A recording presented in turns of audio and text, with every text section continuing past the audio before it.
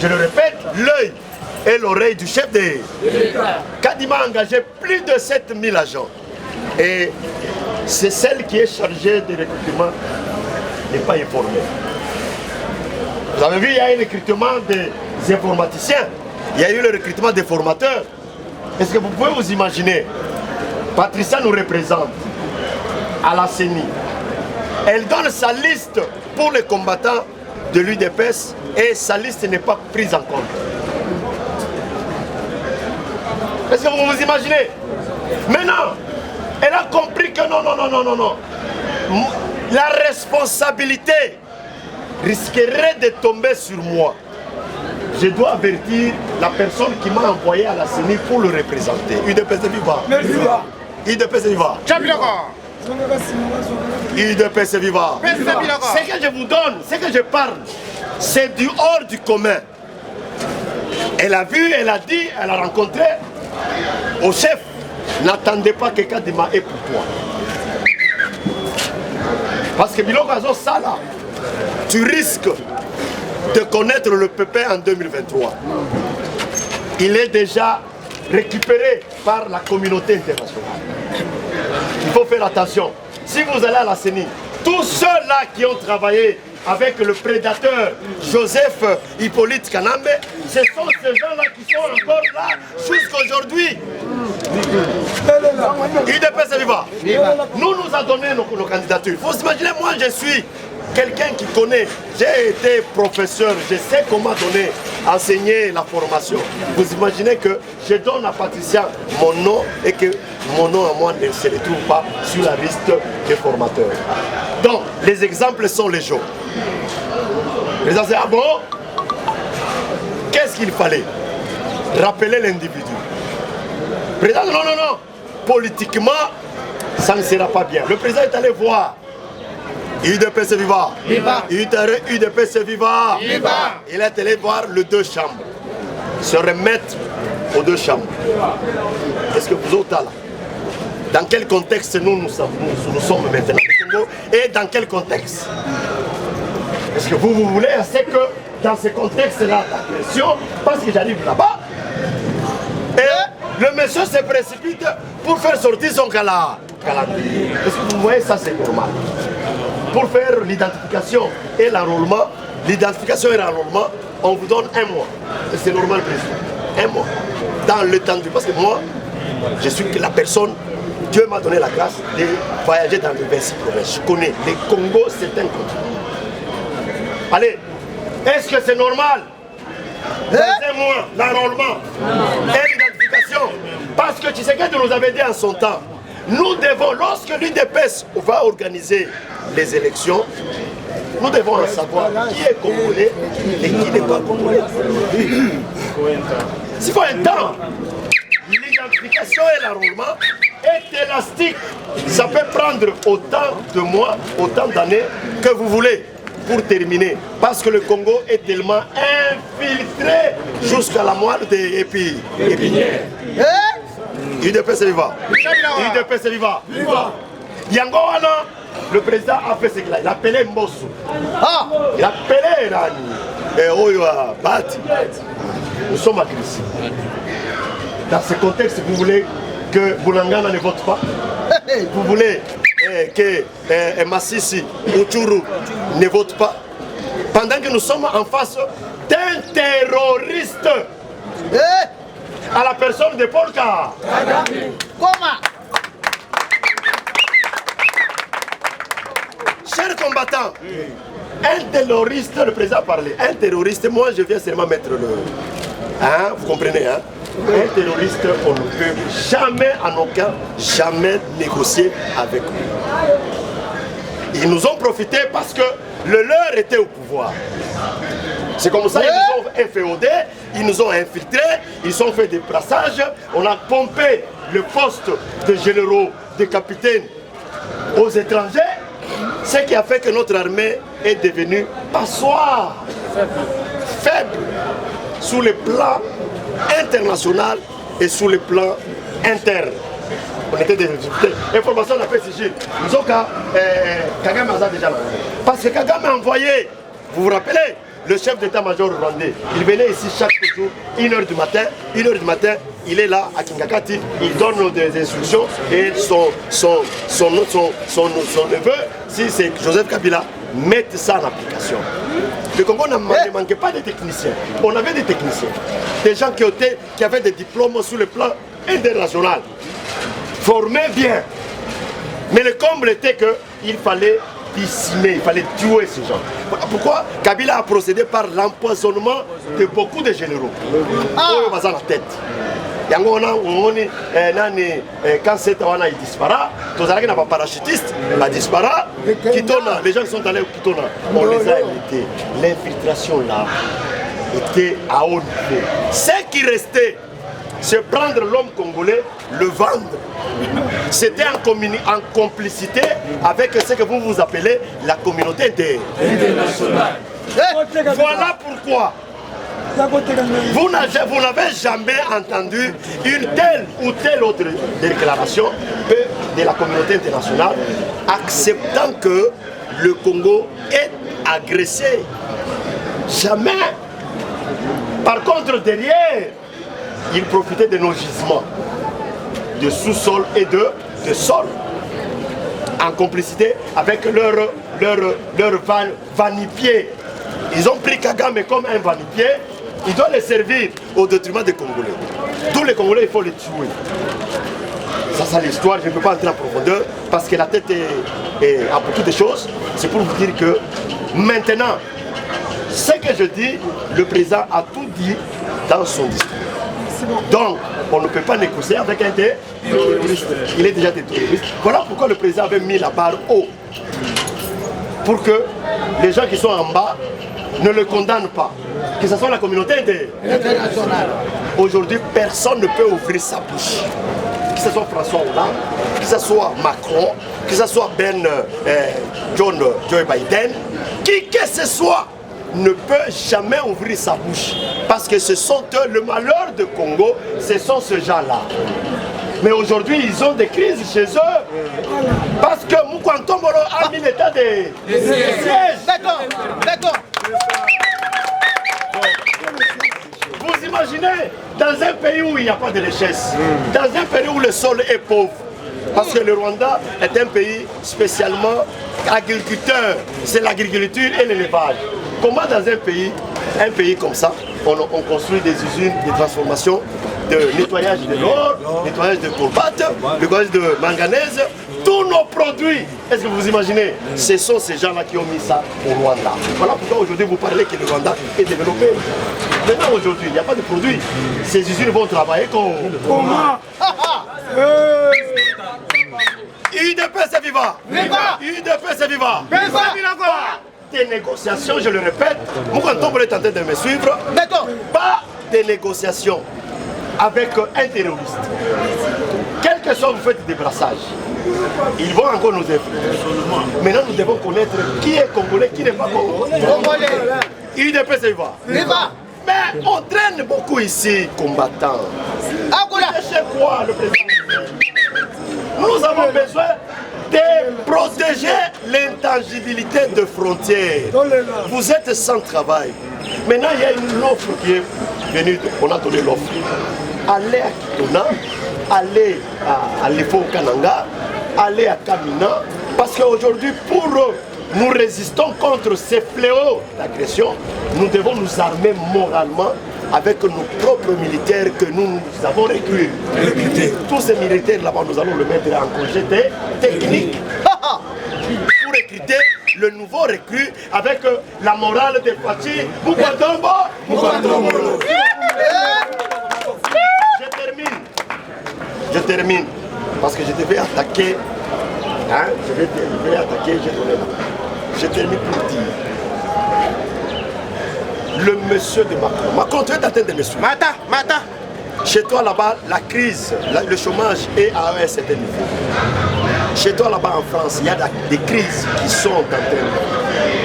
Vous êtes en train de vivre la crise. Macron, nous n'en avons pas besoin. Nous n'avons pas besoin que tu viennes ici faire quoi. Tu n'as pas à nous apprendre. Le président, notre président, est capable est capable de régenter une intelligence hors pair.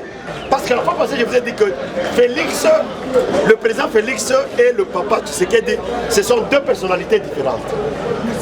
Tshisekedi était intransigeant, je termine par là, mais Félix Moukantombolo, il est quelqu'un qui coopère, qui va.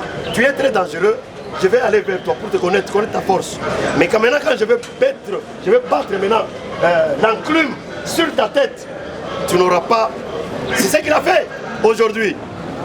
Et toute la communauté internationale a honte. Et le Congolais connaît que non. Si nous souffrons aujourd'hui, c'est cette communauté internationale. J'ai dit et je vous remercie. Merci beaucoup. IDPS viva! Viva! IDPS viva! Viva! Lelo biso nyonso ba Congolais esengeli mayele na biso nyonso vers Moukantombolo Fachibe. Oyokaki makambo eleki ebele na présidence.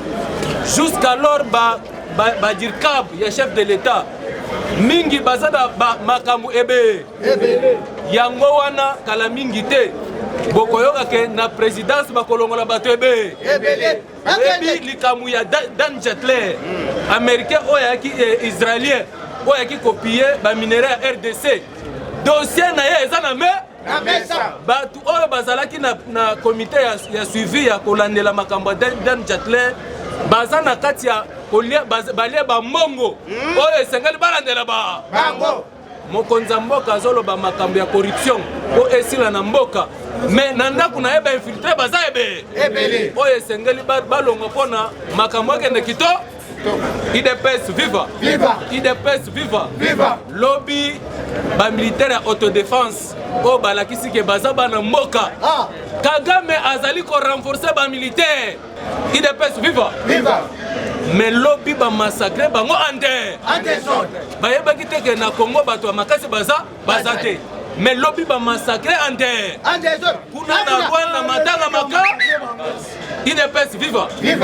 Makambo ezoleka na Congo eza makambo eza spirituel même ba mindele bazokoka Fachi beto bazotuna me makambo euti wa or que Fachi alobaki bien na session na ye na pouvoir alobi kiti oyo na pesa yango nzambe lelo bazomona biso tozomona Fachi me muto aza kosala opération aza nzambe yango biso bakongole tobangaka iloko te toyeba ke nzambe na biso akobundela biso communauté internationale aza mopepe devant Fachi tombetele maboko makasi. Merci beaucoup. UDPS viva! Fachibe! Moukantombolo Fachibe! Bonjour tout le monde. Bonjour.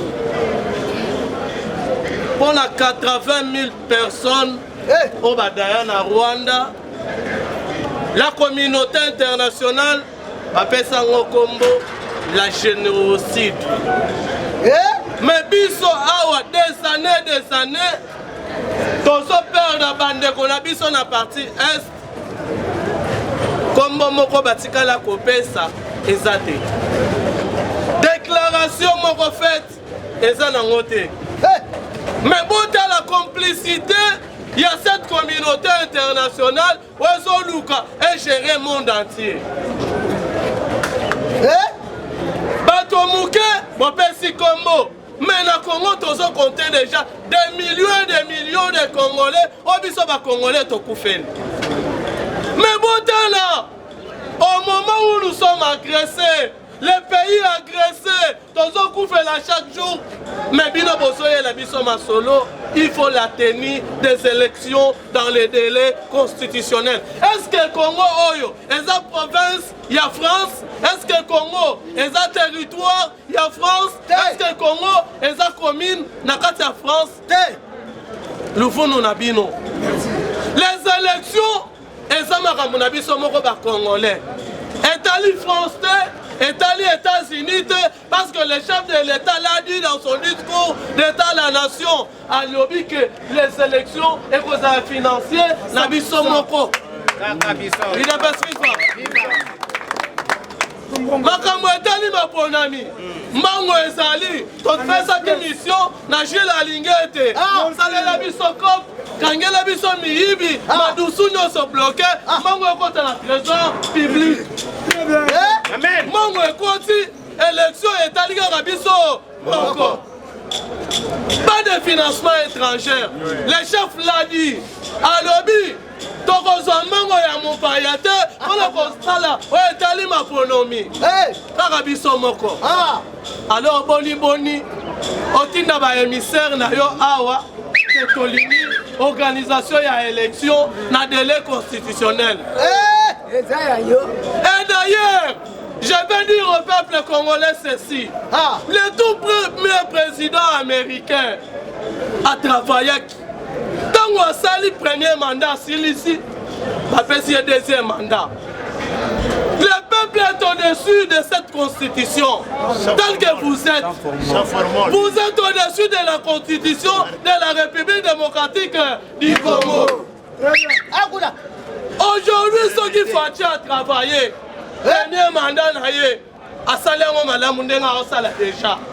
Tokomi na deuxième mandat asalengo lisusu malamu. Biso peuple toza la capacité, toza capable ya kotelema kolobake akozo lisusu troisième mandat. Béton. Azube troisième mandat asaleli peuple. Comme toza toujours au-dessus de cette constitution. Asali quatrième mandat pour le peuple a télémi le sous. Parce que Salami les États-Unis, le tout premier président, Asali premier mandat, Papesi le deuxième mandat, peuple a yatale à l'obio Sali Malam. Papesi le troisième mandat. De même qu'à l'Est, comme la guerre persiste toujours, nous sommes en train de lutter pour restaurer la paix, pour pacifier l'Est de notre pays. Il nous faut encore du temps. C'est pourquoi mon monarchie, tant que m'a publié calendrier naïe, à l'Est va tambolaki. Balobi que ce n'est pas le moment pour la tenir à l'élection, mais laisser Fatim Beton travailler. Laissez Fatim Beton travailler parce qu'on a encore besoin de la paix à l'Est. Pour sélection, il ne faut pas nous amener. Mangu. L'IDPS a besoin d'organiser les vraies élections libres et crédibles et transparentes. Et c'est l'IDPS qui va organiser les vraies élections dans ce pays. Ce n'est pas qu'un certain Macron, mal intentionné, de mauvaise foi tel qu'il est, Atina Badou, ou bien imposé dans un état comme le nôtre qu'il faut élection salée. Ce qui te le dit, c'est ça les mecs, ça les matins. C'est ça. Parce que le Congo, c'est un pays souverain. Comme nous sommes dans un pays souverain, aucun état a imposé bisoté. Donc, on subir par injonction, il y avait un individu de mon côté. Pour le chuter, après le discours du chef de l'État, le chef de l'État a reçu en audience l'émissaire du président russe, Vladimir Poutine. Il est vivant. Barcelone, il a émissaire. Il a réussi pendant autant d'heures. Mais ma camouflage se trouve à moi parce qu'ils ont un secret d'État. La Russie s'engage à soutenir la République démocratique du Congo en tout et pour tout. Oui. Il y a un bon temps, parce qu'elle fait bande de moussous pour développer mon lobby. Je dis à chef pour elle.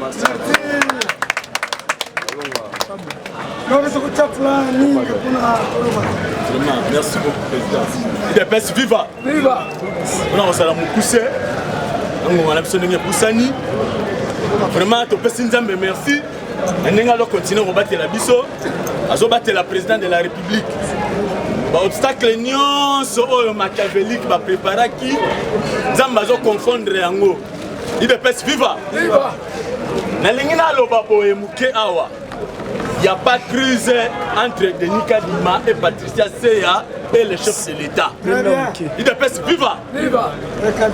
Et là, comment on est ceux qui ont frustré, n'a besoin de mon pour zala na manière ya kosenga yango ko créer eloko moko te eluka polémique eluka babiloko moko boye et créer babiloko oyo ezalaki te makambo wana oyo etali babiloko mosusu balobaka yango ose na kati ya parti okoya na etando boye te obanda koloba yango UDPS viva biloko mosusu eza utile te. Patricia Seya azali rapporteur titulaire. Azan a droit à la mission. Azan a droit de mon qui connaît Nanga. A qui consomme ma machine, il y a un enrôlement électoral. Machine est à $400, il y a lobby $1500. Si quoi bilan on a président n'a pas ça la vérité. Président n'a pas ça la réalité. À quoi ça la nine? Faut moi la oyaye.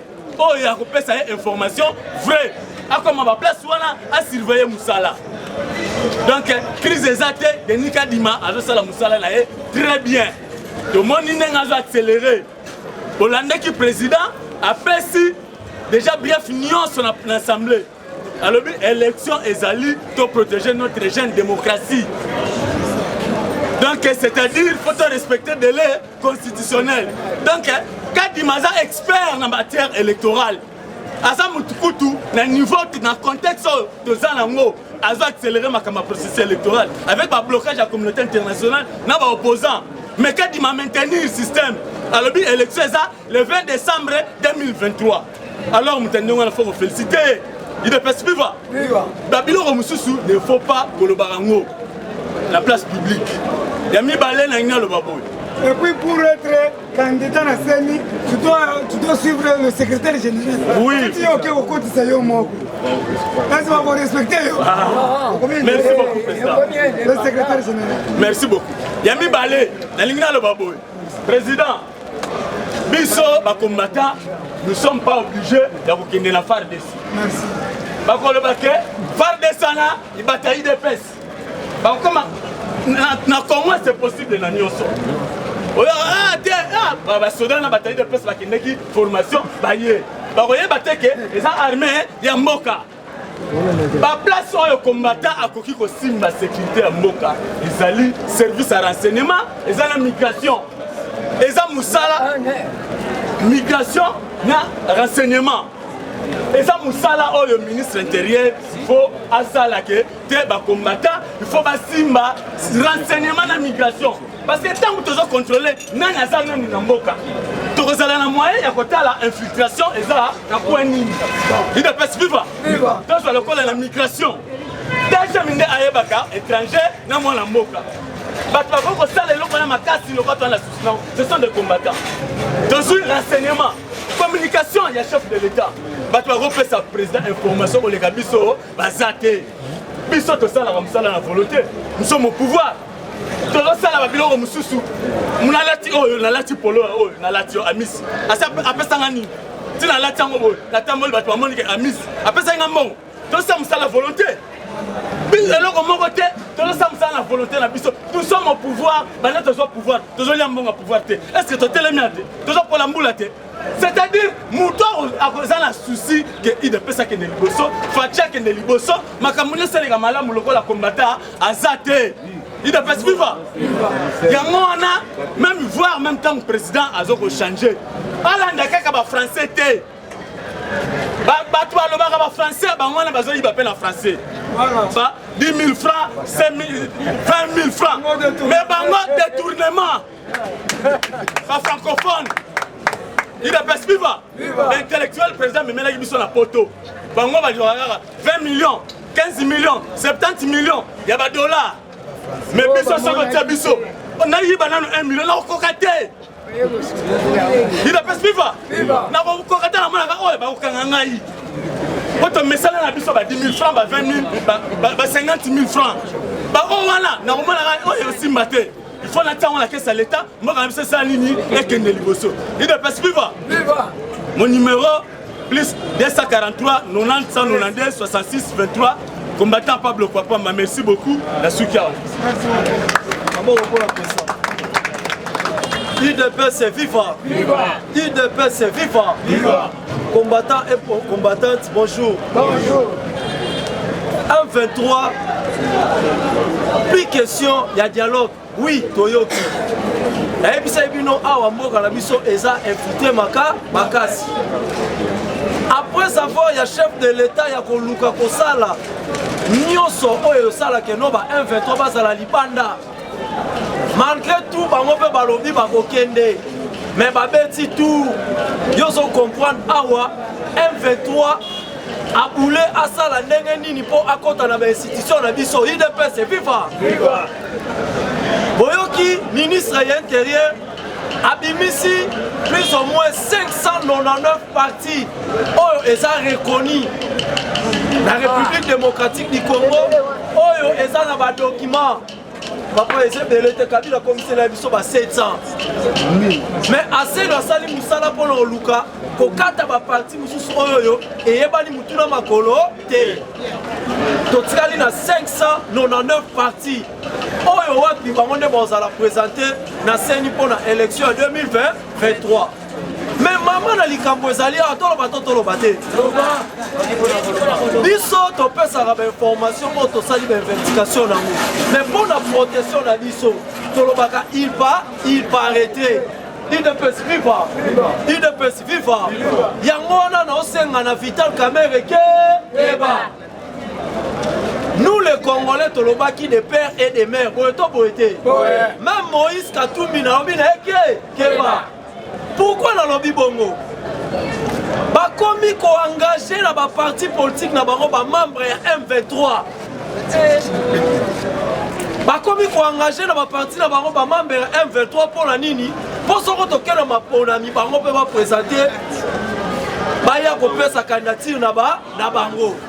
UDPS viva. Parce que mon Konzamboka a tient état de siège. Baso se retrouver dans l'Est.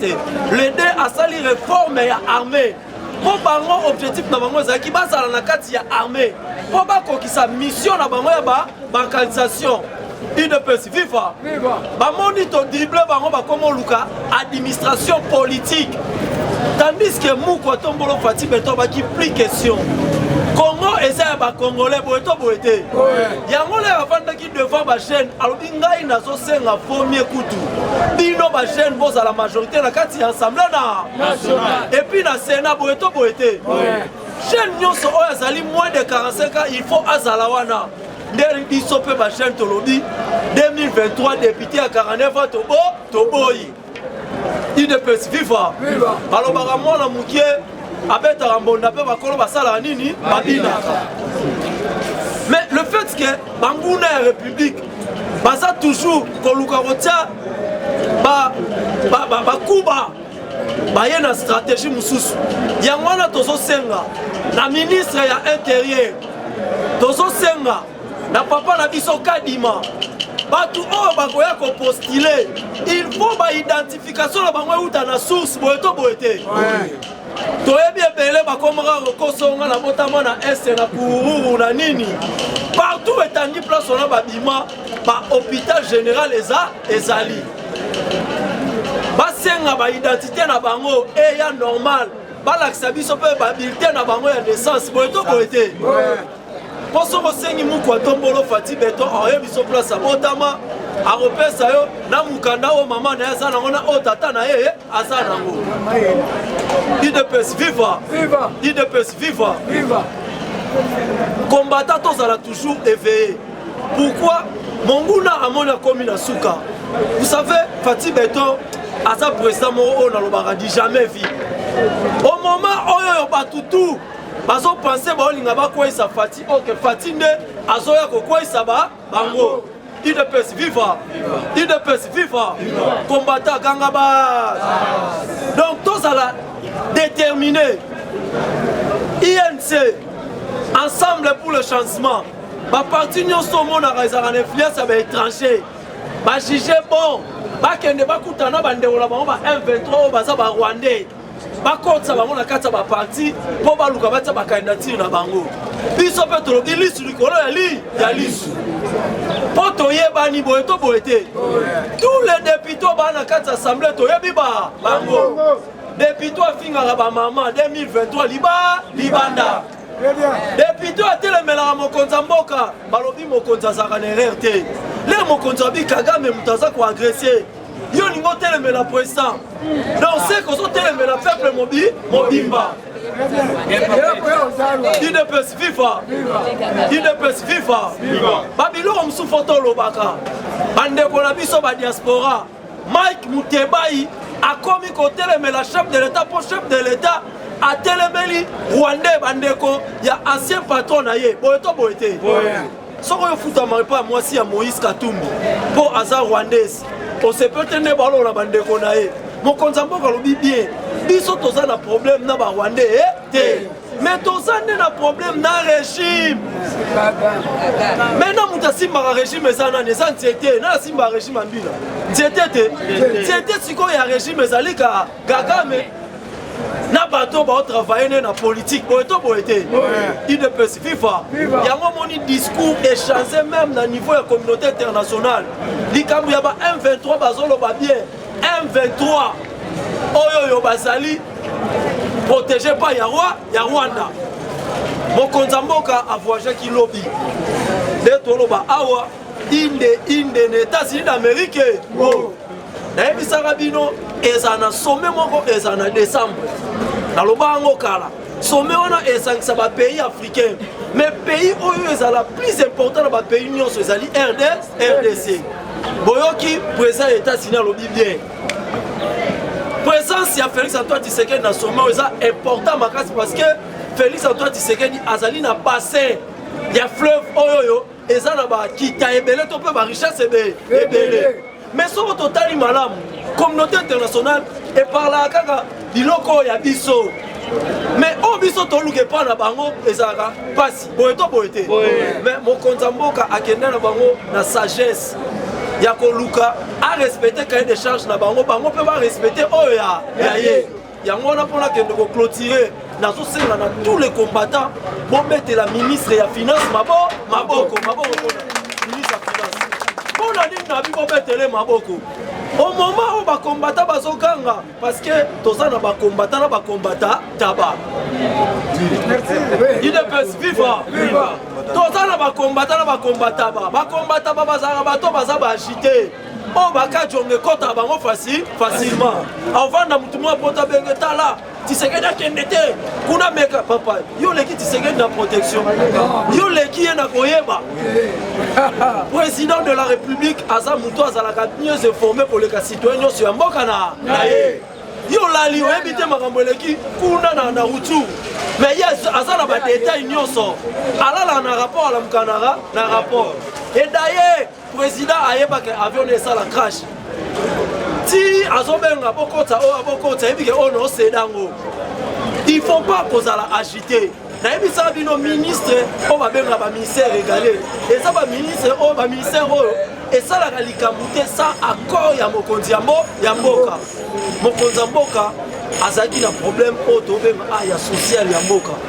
esengaki sagesse esalama makasi kongo eya mpe ya monene so tolobi keno tozoya na loso tozoya na nini boye pratiquement il faut qu'on se révise il faut kozala mpe mwa moke pasi par rapport ya nini il falaki nde tobomba réserve comme ebele mais eloko na sepeli oyo moma nyonso président Gilles alobaka auti oloba ministre ya finance mbongo longo epane kota na poche na ngai budget komi ebele namoni babimisi ye premier national mombo ya poto premier ministre ya RDC oyo même ndele babi na mandat oyo ya baosenga azala même premier ministre mpo i jamais vu outi na 4 milliards mbala moko ti 16 milliards UDPS viva et puis les deux asali réserve lobi ye moko dimanche inde atamboli tout étape ti baentreprise nyonso oyo baloso ekotaka banini ekotaka nyonso apesi bango bainjection et puis ayebisi bango comme boza kocollaborer na l'état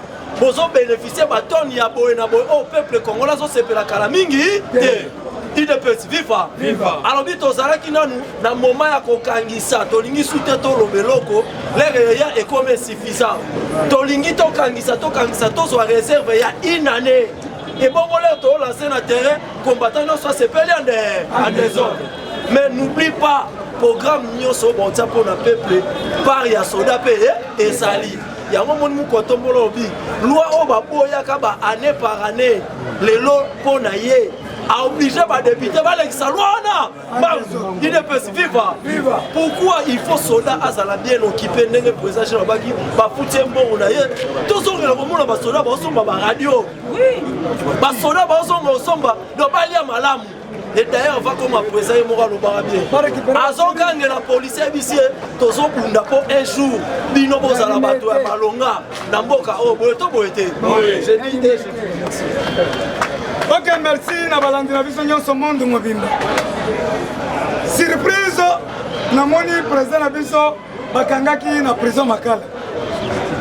Président oyo bakangaki na prison Makala, na salaki démarche. Nakendaki pas Augustin Kabuya.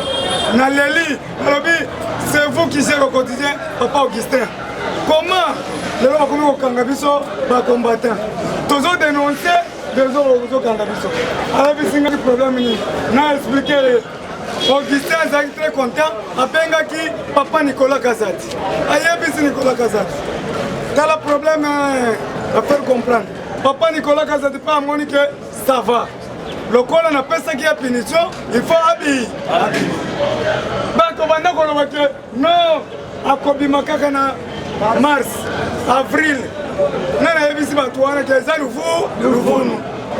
Je vais penser. Na kosala le tout nécessaire pour que moninga ngabi. Lelo na moni moninga ngai papa. Yo moko pesa. Yo betela na président Gilles Maboko Makasi. Kisasiko Maboko à Augustin Kabuya. UDPS viva! Viva! UDPS viva! Viva! UDPS viva! Viva! Viva! Viva! C'est que super national. Les peuples d'abord. Chers combattants, bonjour à tous. Bonjour. Vraiment, Nazane ya Isengo, ya okutana na bino lisusu. Parce que babandaki oloba déjà ye a okola na prison denga zawana ko fêter na prison mais soki naza awa ezali pona ko remercier mokolo base oyo mokolo parlement sans formol le président Gilles Munyere yango na sengi bino bobetela ye na maboko makasi parce que soki naza libanda lelo ezali grâce ya soutien na ye grâce à Poro yo a joué qui m'a cassé poète le lobo monanga libanda to continuer na obeta masolo oyo fati beto azali kosala poto lobela ndengeli ni fati beto azali kozongi sa République démocratique du Congo na concert des nations tant to beta masolo wa boye ba que aujourd'hui bisika tout na monde ba koki ko beta lisusu lisolo ya monde te sans que Congo ezala représenté par Fati Beton.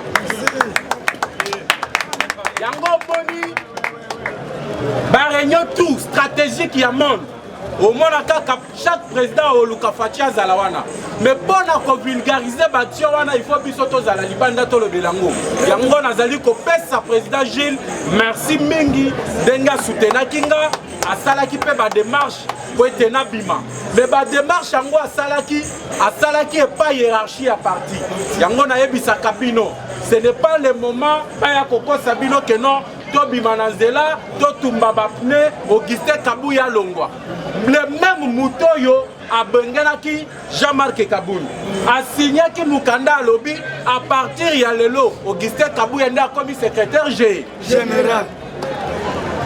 Pour secrétaire général à Longwana parti, il faut congrès et quota. Très bien. Quand nous avons voté président à parti, président n'a koyako nommé secrétaire général.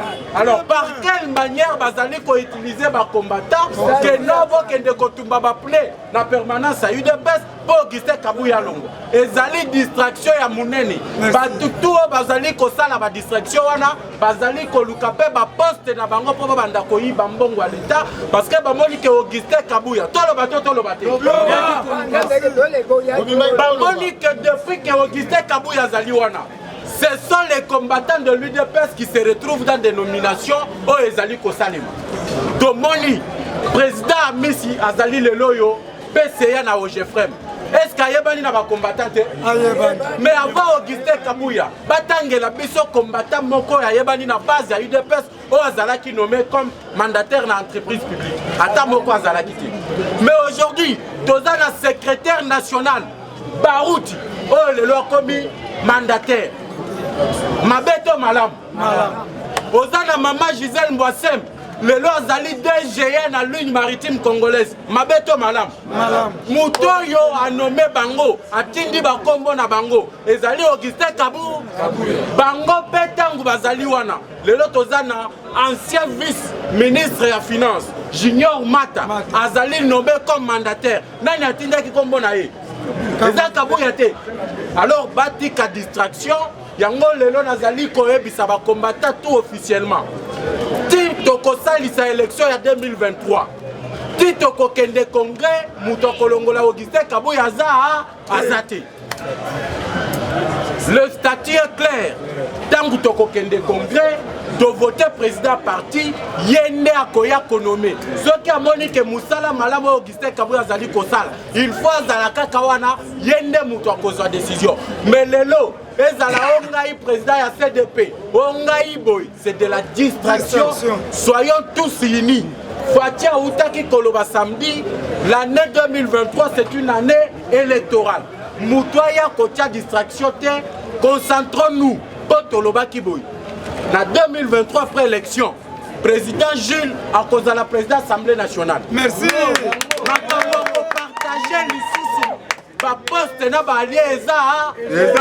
Concentrons-nous aux élections.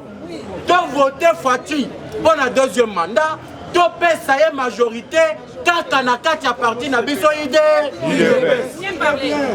Et comme ça, yo mutozo luka secrétariat général à UDPS. Peut-être Augustin Kabuya causa la première ministre, Gilles Mouniere, président de l'Assemblée nationale, nga peut-être président du Sénat. Très bien. Nyonso tokoye kozala na maboko à UDPS.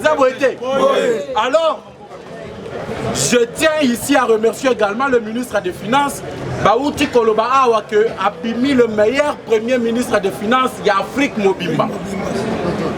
Tobete la yena na maboko makasi. Ezali programmé, Azali le premier ministre des Finances pour l'Afrique Mobimba. Donc, oh, Afrique du Sud déjà développé pour les Kabiso. Oh, bah, oh, bazala Kabo, oh, bah, Marocain. Mais oh, yabiso Nicolas Kazadi. Moi, Nanda, quoi, UDPS, né abimi premier à l'équipe Angonio. Yango Tolobi apportant le soutien à Augustin Kabuya. Na batuo yatindi na kati ya gouvernement et ceux qui sont dans les entreprises de l'État. Ensemble, tokosunga Fati Beton, azwa bila ya malamu. Fobo bino moko boyokaki samedi, Fati a tracé tableau ya malamu ya bilan na ye. Abandaki kotanga ba réalisation. Même le ministre, bazokamwa balobi ah makambo Fati a yebeli yango wa. Parce qu'il est le citoyen le plus informé du Congo. Abandi kopesa bilan ya construction ya Banzela. Apesi bilan ya construction ya bisiko batu bakobandomela mai ya kitoko. Fati abandi opesa bilan ya oyo etali insécurité yango na yebisa kabino. Fati, c'est une bénédiction pour le Congo. Amen. Amen. Comme Dieu avait envoyé Moïse pour libérer les enfants d'Israël en Égypte, Dieu a envoyé Fati Beton pour libérer les Congolais de l'esclavagisme du roi. Amen. Il fallait Fati. Le vraies informations. Ce qui est États-Unis d'Amérique, Azali grande puissance lelo, parce que les États-Unis ont la loi de la programmation militaire.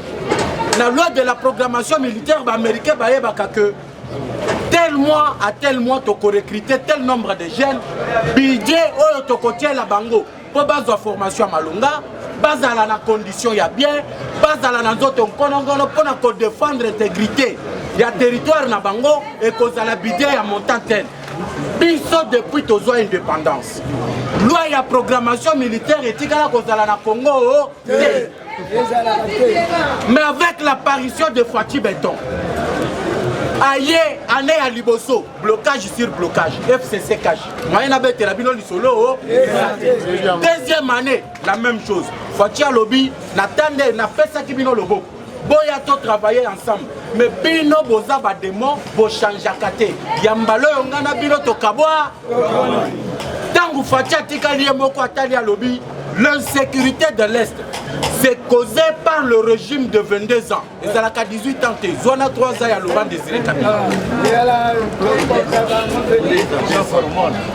Passant la mixage au sein de l'armée.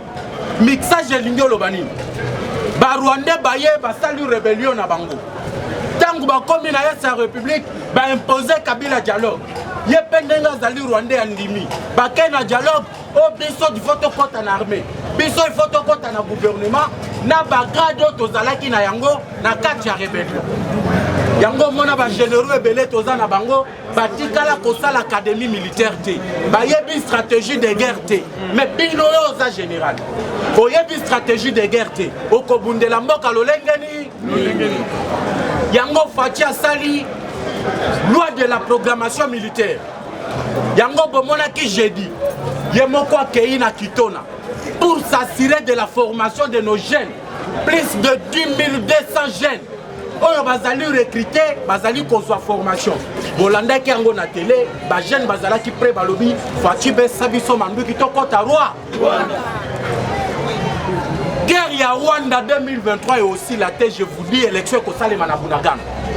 Les gens de Bunagana voteront Fachi Béton parce que toko récupérer Bunagana. Et ceux qui Rwanda kebité parce que Fachi Alobi azali diplomate, azali muto alingi kimia.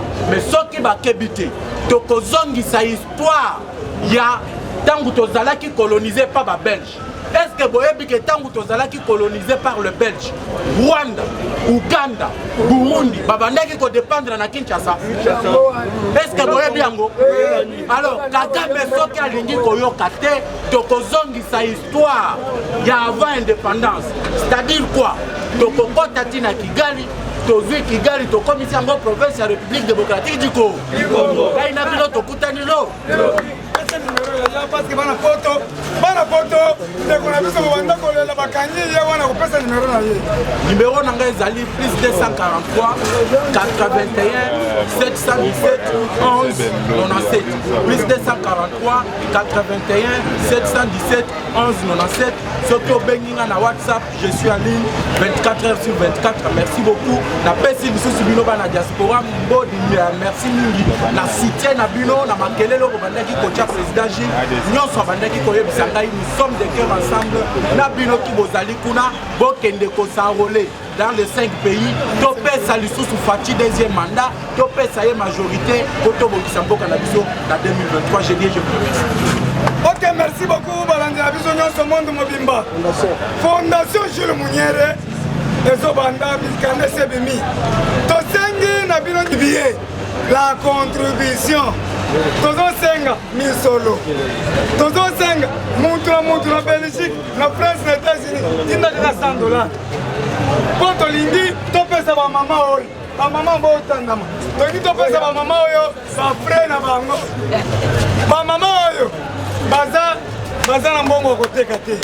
Boyebiseli ngai ke bokindela mama nyonso yako sa. L'homme numéro ezaki. Jusqu'à Boissy, l'homme numéro. Toza besoin. Yaba katuna biso. Merci na maman Louise, Marie-Louise. Ouais, ça kangaki ba carton minene. D'ici le 20, ils sont déjà là d'ici le 20, donc on récupère encore.